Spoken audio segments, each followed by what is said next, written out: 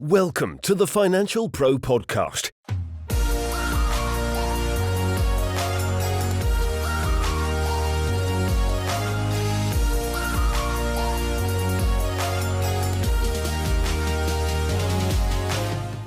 To challenge your clients, because you are the expert.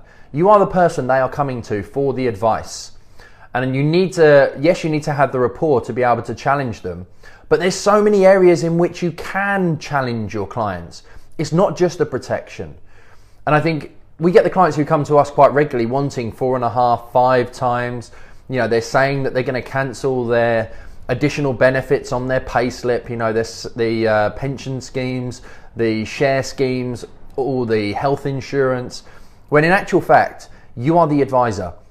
And it is really, really important, not only from an FCA point of view, but I think also from an ethical point of view, that if you don't think it's right for your client, you challenge them and you tell them that.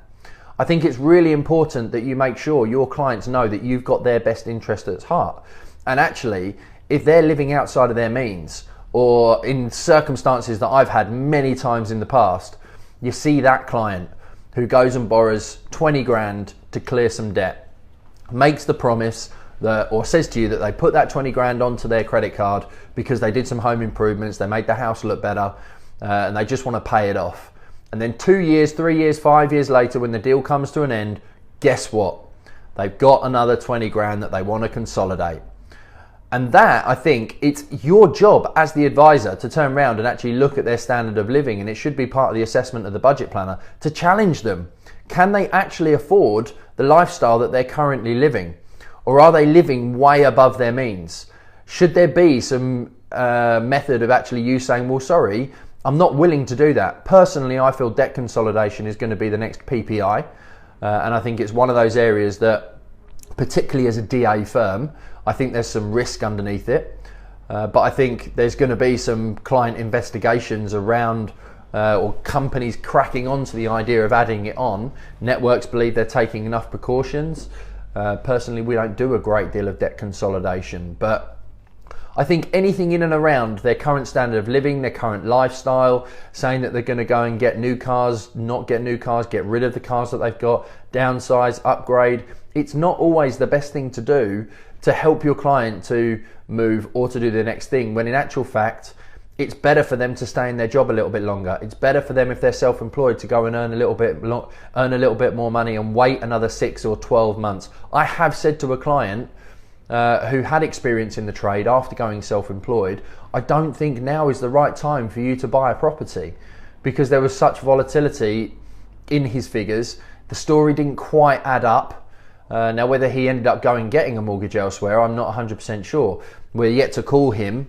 But it is one of those things that if I don't feel it's right, I've got a duty to tell the client that, and to not go ahead and give them advice or arrange a product that could mean that it's going to be unaffordable, because I don't want to take that phone call from somebody in the future, well, first of all, who hasn't taken protection and should have taken protection, and then has now been a husband or a wife left in a house that they now can't afford, and they've now got to downsize and go into rented or into a much smaller property. So it's my integrity means I have to have that conversation. Also my ethics, but also it means that if I think I'm going to be giving someone too much of a loan that they can't handle it, that the relationship is very early on. You know, I'm quite happy to turn around, as I said to my tattooist the other day, you know, you're putting in 30 grand into this purchase, your missus is only putting in 10. I know you've got a baby together, but you've only been together 8 months. You need to make sure that your money is safeguarded, and if she's going to have access to that money. So being able to have those frank and honest conversations with your clients, challenge them on their thoughts, on their beliefs, on the things that they say, on why they are and aren't doing things, is really, really important. And the best way to do that is just through questioning. The more questions you ask, the more you can elicit answers, the better you're going to be able to challenge them and get results for them. So I hope that helps and makes you think about if you're able to challenge your clients or not. The main thing is being able to build rapport straight from the off, getting the point across that you're there to help and serve them, make the process easier, but also make sure that they get the right product for them, the right mortgage for them, that it's affordable, that everything is going to be a-okay in the future, because you just don't want to take one of those calls in 2 or 3 years' time and it be a negative story or a bad piece of advice or debt consolidation that's now got them in some serious shit. So any questions or any comments, then I'm always open to hearing them. Please leave one below. And if you have any broker basics you would like me to answer, then comment those below as well, and I can do them for you on upcoming ones.